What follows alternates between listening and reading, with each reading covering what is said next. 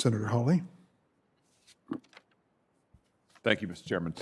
Secretary Mayorkas, just a few additional questions. I just want to clarify something you just testified to Senator Cruz. I think you just said that your view is that paying illegal immigrants $450,000 or more, $1 million more per family, $1.8 million, that is not a pull factor. In other words, it wouldn't encourage more illegal immigration, right? You said not a pull factor, your words. May I have the opportunity to answer this question? Well, I just want to be, you said not a pull factor, right? I couldn't quite hear you at the time, so I just want to be sure that's what you said. The settlement payment of the federal tort claim charge arising from a family separation effected under the prior administration's zero tolerance policy would not be a pull factor. That is my testimony. That is your, understood. I think that's news, that you think that these payments to illegal immigrants would not be a pull factor, that paying them would not encourage more illegal immigration. That's news. Thank you for that. I want to ask you about something else that's been in the news. Back in March, when the president said that Vice President Harris would be his border czar, he said she's the most qualified person to help in stemming the movement of so many folks, stemming the migration to our southern border. That's President Biden. Do you report to her?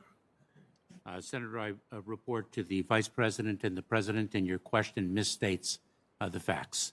The President did not appoint the Vice President to be the border czar.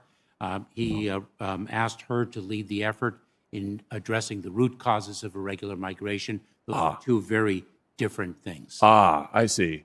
So is she working closely with you on that important endeavor? How often do you meet with her? I am certainly in close touch with the Vice President. How often do you meet on this subject?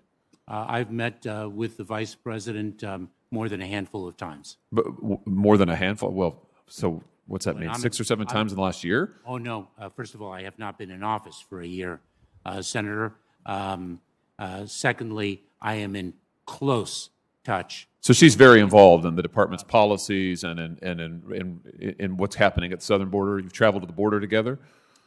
Senator, allow me to repeat my testimony that the Vice President's focus is on addressing the root cause. I heard your testimony. I'm asking you a question. My question is, do you travel to the border together? Are you devising policies together? I have traveled to the border once with the Vice President to El Paso, Texas, so that she could see firsthand the challenges that we face. And has she been part of your policies, to your decision to end the Remain in Mexico policy, to end the public charge rule, to change the ICE guidance? Has she been part of those decisions? I have not consulted with the Vice President directly about those policies. So what is she doing exactly? You said she's not the border czar, that's not her role. We were wrong about that. She's not doing anything like that. She's doing something very different, is what your testimony is, but you're not actually consulting with her on any policy. So what is it that she's doing exactly? Senator, as I have repeatedly testified, she is focused on addressing the root causes of irregular migration in the context of the migration challenge. How's that been going? We are advancing considerably, and in fact, I am contributing to that effort. You think the policies are working?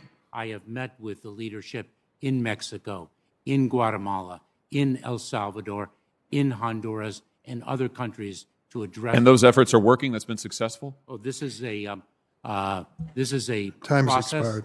That takes time and delivers an enduring solution.